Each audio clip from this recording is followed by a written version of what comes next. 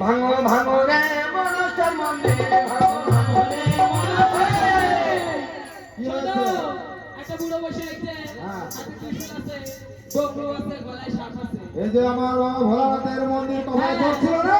কেন কপালে চোখ হবে? চক্ষু থেকে চোখ হয়, হাজিরা রহস্য বন্ধ করো, পুষ্প চান করো, পূজায় বসো। পারবো না, একবার ভাগো, একবার পুজো করো, পাগল পাইছো? দক্ষিণ বছরে বরদান দিব। তুমি তো তাই পারো। বসো।